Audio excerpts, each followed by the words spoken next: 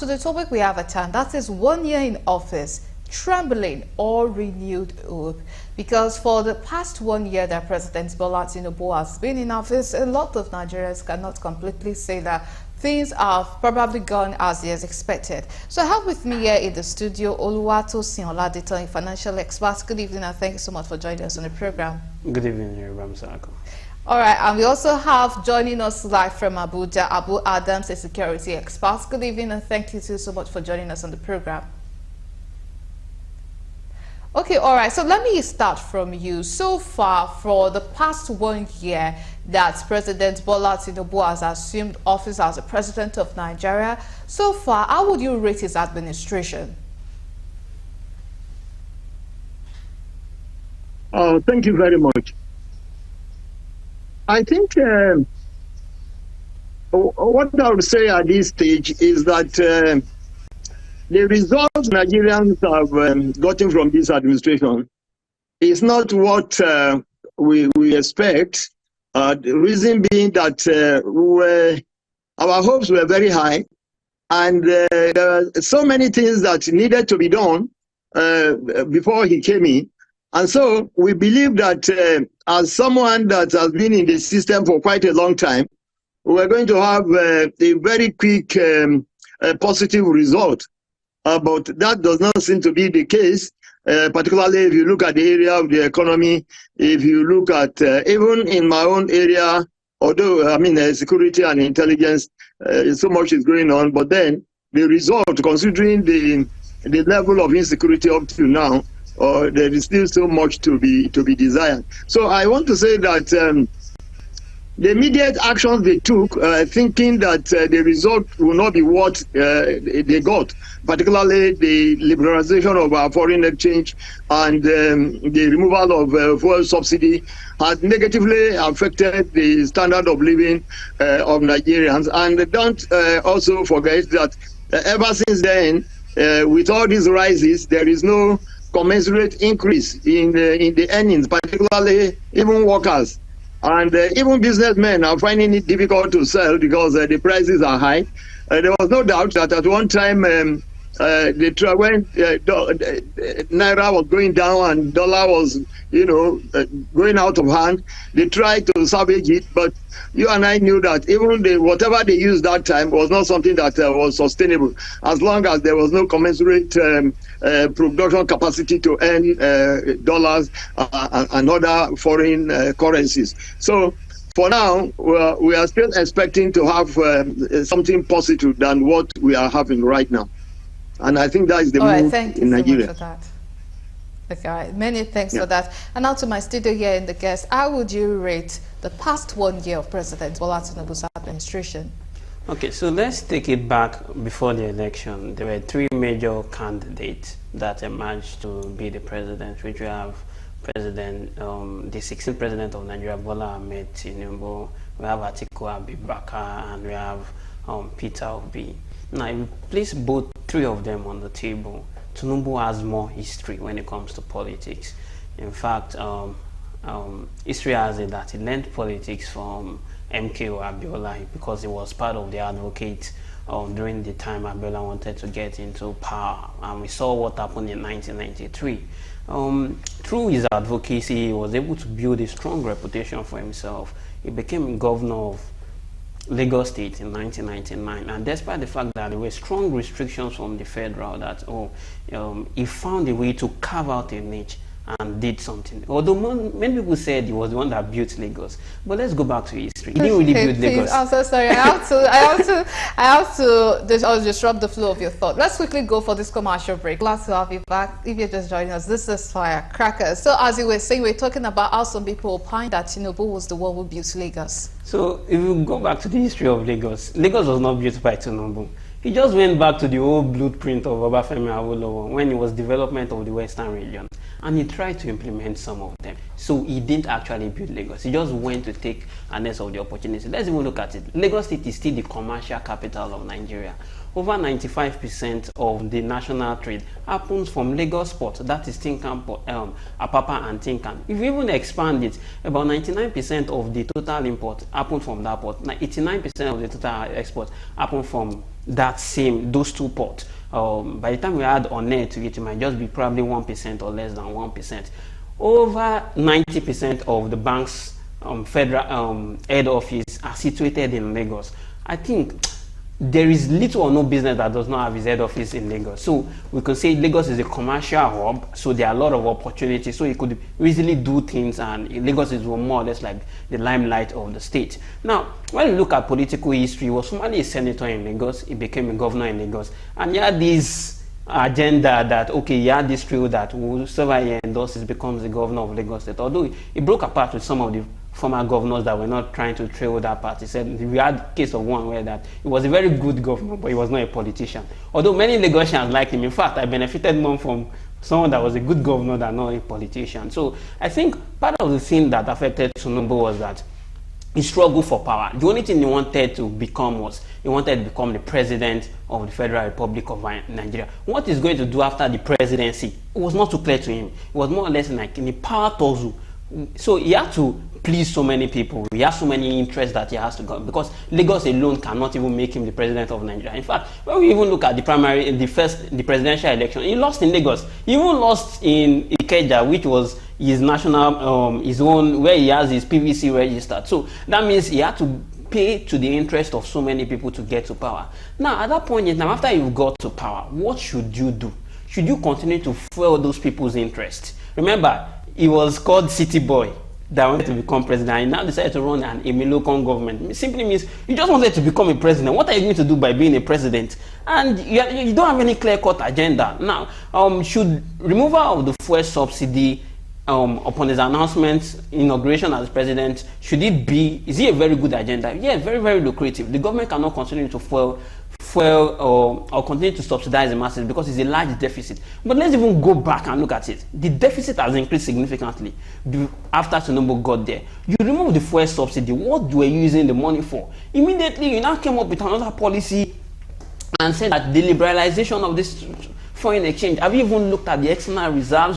Have you looked at what is going to bring in enough money? In fact, Nigeria, over 90% of Nigerians export is majorly from crude oil and natural gas. What happened to the likes of the agro, which fueled Nigerian economy even during the time of the Civil War? So you just had a case whereby the 16th president of Nigeria wanted to get into office simply for a personal agenda without addressing the interest of the masses. It took over 60 days for him to even inaugurate his ministerial cabinet, and we had about 46 to 48 ministers, the highest number of ministers ever recorded by any president in Nigeria. Simply means, and we saw it played out because people were saying that, okay, let's even see what his team is he going to bring in technocrat and be able to do that. We saw a lot of politicians who have failed him to arrive at the seat of power. Is also giving those people to continually to exist, and you cannot build a nation like that. Yes, we know these people brought you to power. Are these people going to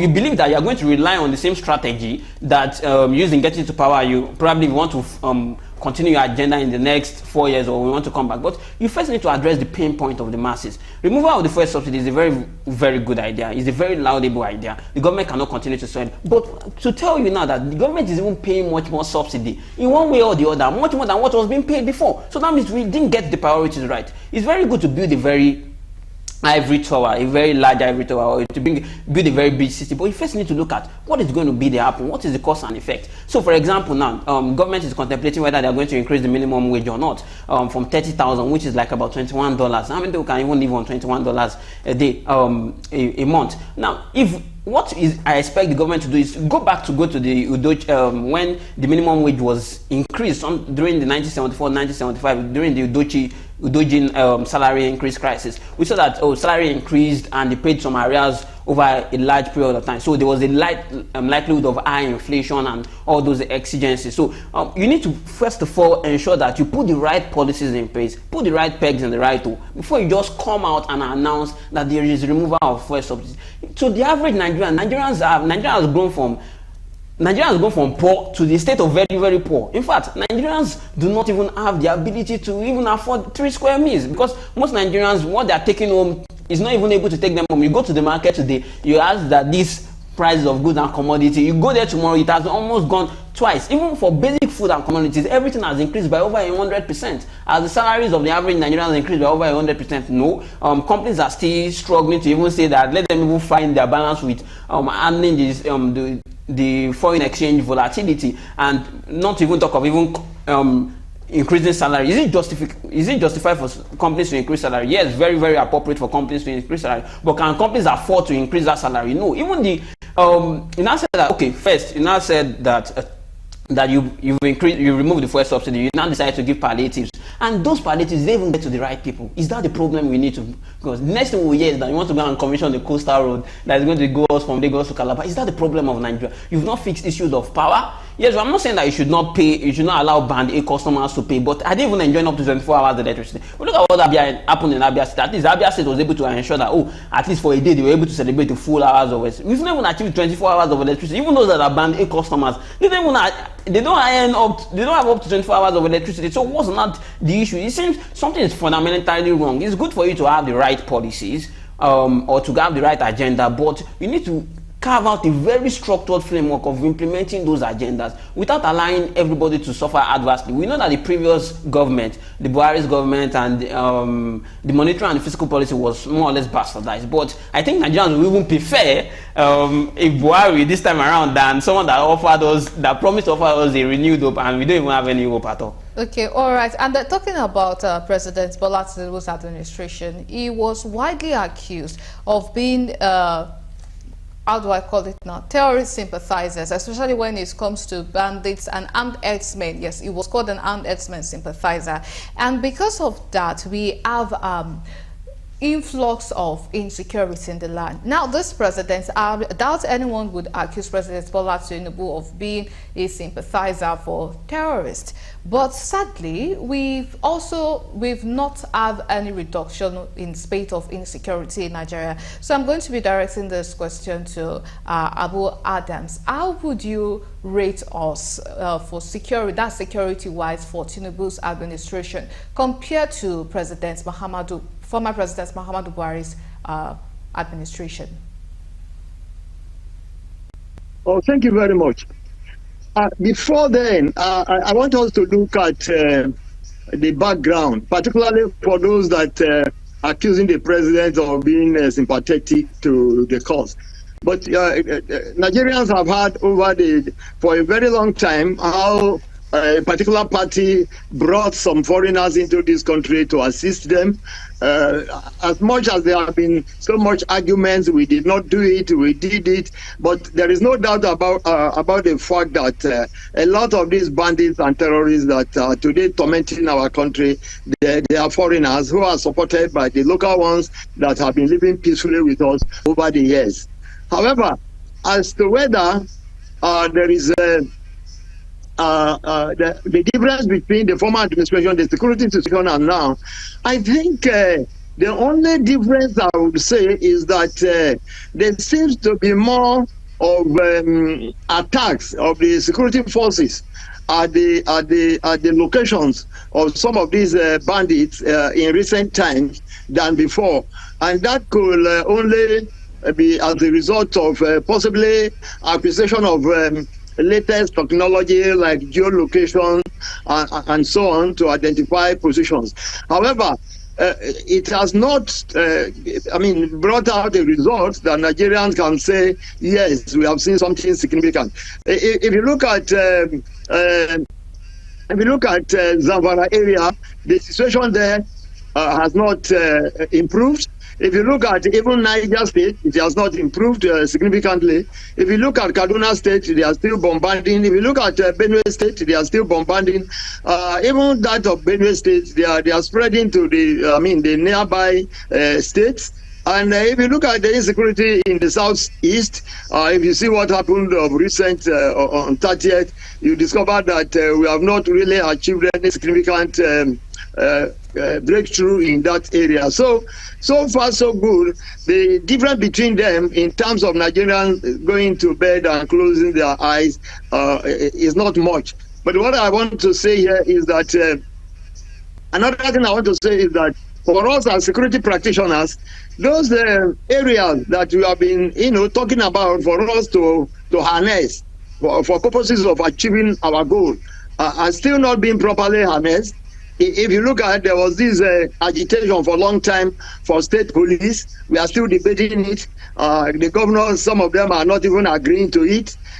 We have been talking about, if you even see the established community policing, you discover that it looks so it's not successful for now, I mean, to meet our expectations. So there is so much, and the various state governments and regions that establish some security outfits because of equipment, because of legality. Some of those organizations have not been given the kind of equipment, I mean, in terms of weaponry and even technology that will make them to perform. And so hence, we have not seen something very significant.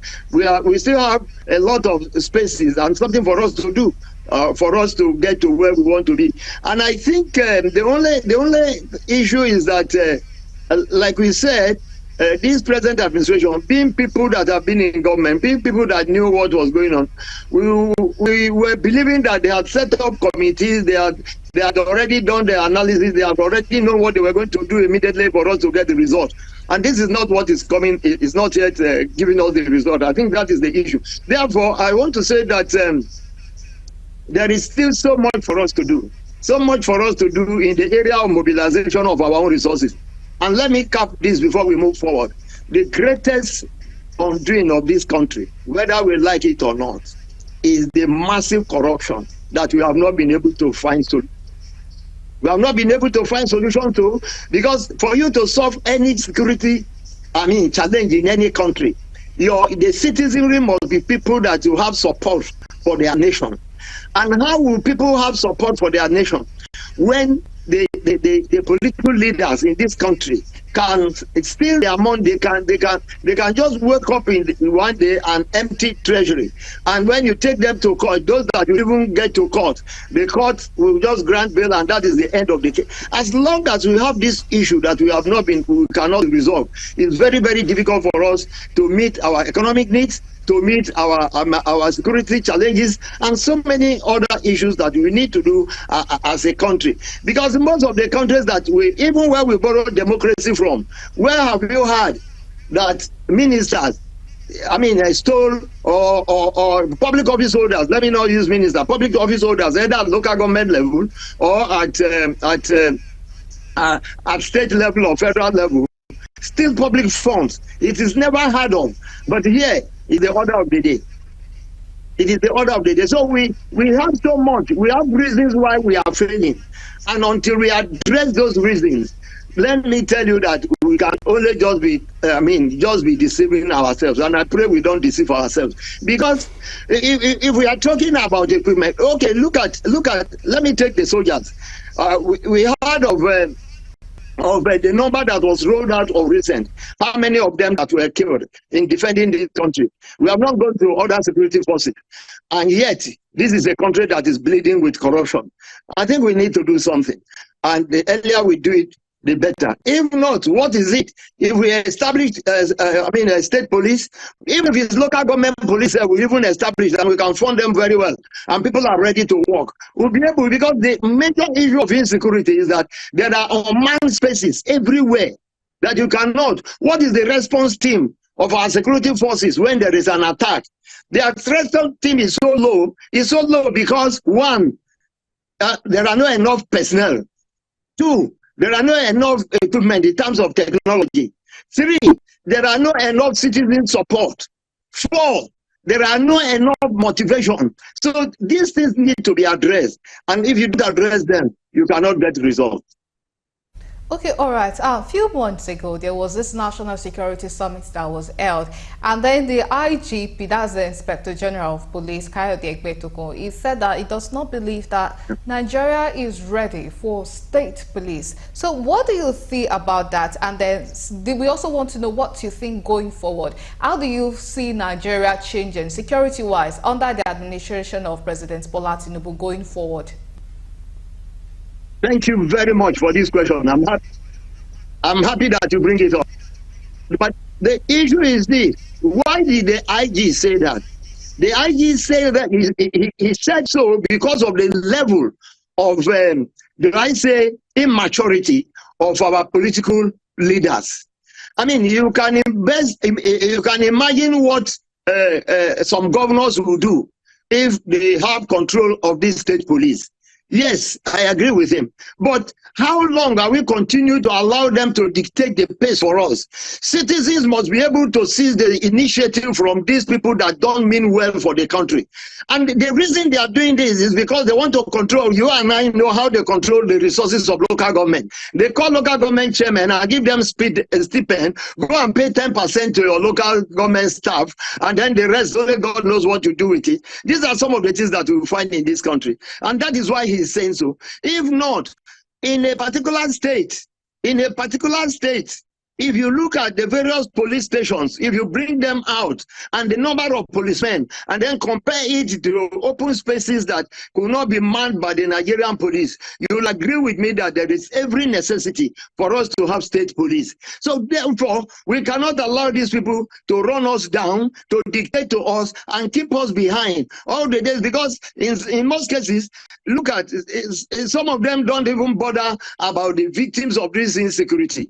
Some of us that were in the service before, we knew when Metesine came in 1987, it did not take us up to 3 months before we brought it down. The reason was because there was a political will and there was commitment of all Nigerians to bring them down. There was no this level of looting as you see today, and that is why you see them fighting themselves. I mean, to a level that people that are friends now, by tomorrow they become enemy. That they can even, if they have the opportunity, they can even make away with one's life. So I think we should not allow their own feelings to set us back continuously. That is my term. But how do we move forward in this country, in the present situation that we have? Now, let me come. I want us to believe that the war we have been fighting over for this past how many years is a war. It is not agreed that it's a symmetric war. War is war, whether it's asymmetric or whatever it is. In that case, let us apply all the necessities that you apply when you are at war, such as massive recruitment and training, massive appreciation of technology, massive international support, not what do you call it, machinery. I mean, we can have our own. You remember that when even the insecurity came into this country, we didn't even have, our security forces did not even have the adequate training to counter them until we began, to develop and started training. These are things that we must do massively. Let us declare state of emergency in the area of insecurity in this country. Commit resources, but above all, corruption. If it is death sentence that will bring it to an end, let us have the confidence as a country to do it so that resources can be made available. Why is it, for instance, a state, the commissioner of police or the director SSS or the commandant of civil defense cannot sit down in any of his zones in a particular state command and monitor the forest and monitor who are those people terrorizing his state command and move in there with equipment and people and bring them down? I think if we can do this massively, we will get to where we are.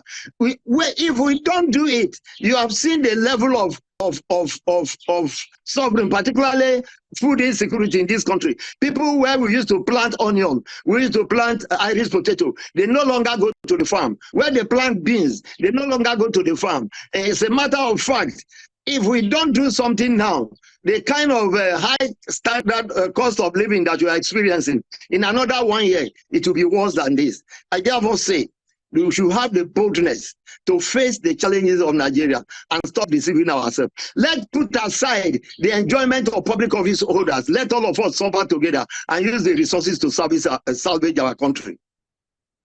All right, thank you so much for that. Okay, now to my guests here in the studio. If we are to assume that this first year of Tinubu's administration is a sowing season, so what's renewed hope agenda did you think has been sown in this 1 year that in 2-3 years to come, or maybe even in the next year, we will be reaping ample benefit of it and it's going to benefit all Nigerians? Okay, like I said, the current government met a state of comatose on ground. But you're trying to sow seed, you're now also sowing thorns directly with the seed. I thought it didn't take days, in fact, it didn't take months to have the old national anthem during the time of 1960 to 1978 to get approval. But I also thought that they will also approve the same cars that were used in that area for the public officers. So I think that well, that's brilliant, actually. so I think that the current administration does not have issue with addressing things, but they need to. There's a lot of a monument attached to public office holders. You need to first take them out. You need to find a way to clean the system. Don't focus on building a 2027 agenda. When 2027 get there, we'll play the politics. Tinubu cannot walk on the street now. An average Nigerian is going to stone him. Imagine the cost of bread has increased up to more than 100%. But thank God for people like us that know some corrupt. We have to go and clean so as to get some bread that we're even able to eat. So I think it's not that they didn't have the right seeds, but they sow more thorns with the seeds. So even if their plant is growing, there's a lot of thorns that is going to choke it. Because, for example, they said that regionalization is trying to get into the way. I don't know, that bill is never going to scale through, except if some magical powers happen. A lot of Tinubu's cabinet, one day I keep waking up and I see that a new person is DG of this, a new person is DG of this. And you know, once you're appointing people as DG, you need to give them some a monument, you need to give them an office, give them certain things. And in fact, the cases that we're having in Nigeria is an average Nigerian cannot afford food again. Food inflation is over 40.58%, compared to 24% when the president came in. He declared the state of insecurity on food, but we know that this money was being embezzled. Let's take a classical example. There was some time in Alausa here when Alausa's market was being opened for people to go and get at least a subsidy. After 2 months, after 2 weeks, the third time we couldn't get foods being open. When we couldn't get it, the agro was not opening to serve the local community. So what should you even do? What is the major issue that is even allowing people, if people are able to eat well and they're able to feed well, at least they cannot think of it. But basic thing, people cannot afford physiological needs again. It is that worrisome. And my fear is that over the next 1 year, it's never going to get better than this, because we've already seen it played out. In fact, most times when it comes to public office, your first 1 year is when you need to sow in and put your firm grip on ground for you to be able to build on that. And the reason why it's never going to get better than this is that that's why you have some technocrats that are trying to do the right things, but there is a lot of people around them that do not want to do the right thing. I mean, if your judiciary is not strong enough to be able to address these issues, then we are not going to have any country. Ghana, that was facing an economic crisis last year as a result of their default on almost having a technical default on their foreign currency denominated loan, is now even richer than Nigeria, which is meant to be the largest, that has the largest population in Africa. Nigerian GDP was more or less number 1 in Africa. It has slid down to number 4. And if we don't continue that, if we continue this way, it's going to continue to slid. So even the management of the foreign exchange, you just liberalize the foreign exchange. How many agro hubs have you provided? What are the incentives you are providing for exporters? What are Taiwo Oyedele announced recently that okay, the imports is going to be taxed at $800 to $1. Is it like should this not have been considered that you need to create more incentives for exporters, not just crude and natural gas export, other export? You need to create more incentives, because if your foreign exchange, what even allowed the dollar to come to like about 1,000 in exchange for the naira was simply because they were depleting the foreign reserve, and you continue to deplete the foreign reserve. We have the interest rates going up. In fact, the CBN governor has no other choice than to continue to increase interest rates, compared to the times when the federal government was borrowing from the CBN and they were paying little or nothing. They were just taking it through the back door and they didn't have anything. We keep on hearing embezzlement here and there. Even we still wake up to hear those embezzlement stories. But what has been done? Has anybody been sentenced? Has anybody been made to face the wrath of the law? If we don't address our judicial system, over the next 1 year is going to be a very sorry case. And for NLC that are trying to say they are going to start, we've seen several times NLC have told us that they are going to go on strike, indefinite strike, and after 1 day, 2 days, they will come back and say they are going to compromise with the government. We don't have the strong will. This same Tinubu was part of those that was fostering Occupy Nigeria in 2012. Now that he's now at the end of affairs, and he cannot get those same people to come out to speak. And a very respected man in Nigeria that I don't want to mention his name was also part of those that was agitating for, okay, a liberalization of the nation and to make things better. Now he has gone into silence just because he decided to take side with the government. Now, irrespective whether you are taking side with it, I think the problem Tinubu is having is that he's not hearing the right information, and people around him are making him think that, oh, everything is good. They are doing a 1 year anniversary, everything is good, everything is good. But he needs to come and feel the pains of the Nigeria. He needs to go on the street and go and buy, and at least what it is to live on the minimum wage for. We keep having increase in the presidential fleet. We've seen a case whereby his son is going to fly a private jet down to Kano. On those, it's not necessary. The office of the first lady was not anywhere before. We now have an office of the first lady. For what? Can Nigeria even afford that luxury of even having an office of the first lady? We first need to cut the cost of governance. If we don't cut the cost of governance and we continue to advance and take more debt, the more debt we continue to take, the more we continue to bury this nation. And I don't think a new national anthem is the way forward, because if we don't take the people out, whether they sing the national anthem from now to next year, if we don't, they are not made to face the wrath of the law. They are not made to do the right thing. Nigeria is going to continue to suffer this. But how long can Nigerians continue to suffer? And we've seen it played out. The Jackpot syndrome has almost affected all Nigerians. In fact, most of Nigerian doctors have already left the country. In fact, if you go to when they are taking this professional exam, you see most Nigerian doctors, wow, if we have a case whereby the seasoned professionals who are meant to even contribute are leaving the country, that means something needs to be done emergently, and the president needs to come out from the shell he has been. Yeah, he has the technical expertise, he's a political strategist, was part of those that brought President Muhammadu Buhari to power, but he needs to come out and take the bull by the horn, address the state of insecurity of the nation, and hold ministers accountable. You cannot just have 48 ministers that are sitting down there, glorified offices. Some of them will wake up and without doing anything within their society, and you need to hold them accountable and take the bull by the horn, give them a mandate. If any one of them is not performing, tell them to go. If they cannot go, there's no need for them to be sitting down and occupying offices of the federal government. You cannot continue to expand your cabinet. You need to cut the cost of governance. If you're able to cut the cost of governance and make the judiciary strong enough to be very, very effective, I think Nigeria is going to face something better, but it's a tough decision to make. Definitely. You know, one thing you said that I really like is probably even the National Assembly having this experiment. See, they saying if they can survive on the minimum wage, then perhaps they will take it seriously to know how much they are supposed to increase the minimum wage or amend some policies so that it's going to favor all Nigerians.